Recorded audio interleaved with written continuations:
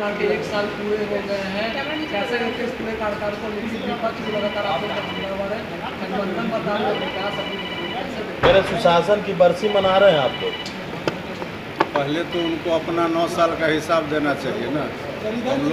हम लोग तो 1 साल में जितने काम किए हैं वो सब जनता के समक्ष है, और इसी 1 साल के दरमियान लाखों लोगों को नौकरी भी दिया गया है। जो बिहार सरकार ने भरोसा दिलाया था राज्य के लोगों को, खास करके युवाओं को, उस पर खरा उतर रही है और लाखों लोगों को नौकरी दे रही है। शिक्षक की बहाली हो रही है, पुलिस विभाग में बहाली हो रही है, हजारों महिलाओं को पुलिस विभाग में नौकरी मिली है, अन्य सभी विभाग में नौकरी मिल रहा है।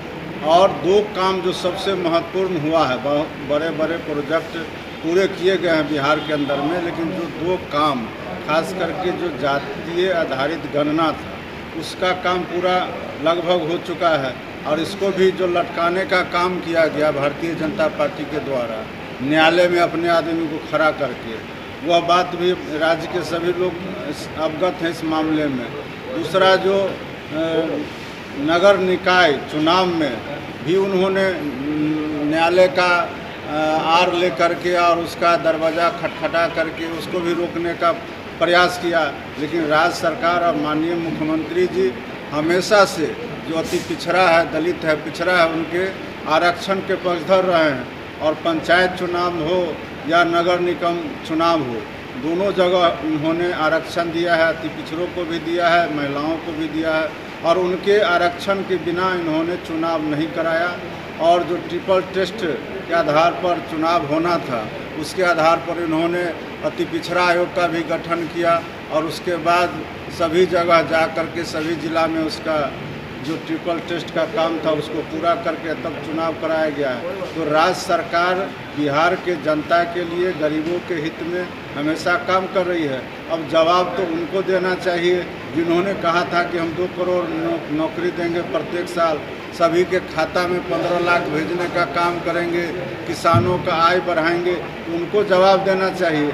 और फिर बहुत जो है सीना चौड़ा करके बोलते थे, तो फिर मणिपुर में जाने में उनको क्या परेशानी है, इसका भी जवाब देना चाहिए। देश के सभी नेता उनसे पूछ रहे हैं कि आखिर आप मणिपुर क्यों नहीं जा रहे हैं, और आज तक माननीय प्रधानमंत्री जी नहीं गए हैं, तो इसका भी जवाब उनको देना चाहिए। अच्छा, राहुल गांधी ने कल संसद के अंदर फ्लाइंग किस दिया है और इसको लेकर काफ़ी बवाल हो रहा है, कैसे देखते हैं आप?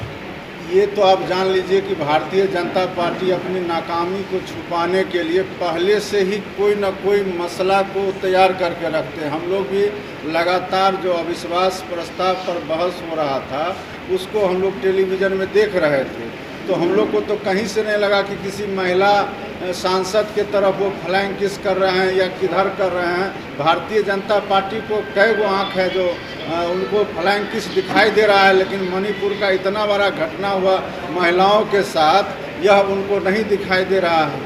अगर ये वीडियो पसंद आई और वह बिहार के राजनीति और बिहारियत से सरोकार रखेनी तो सब्सक्राइब बटन दबा के चैनल के सब्सक्राइब कर ली।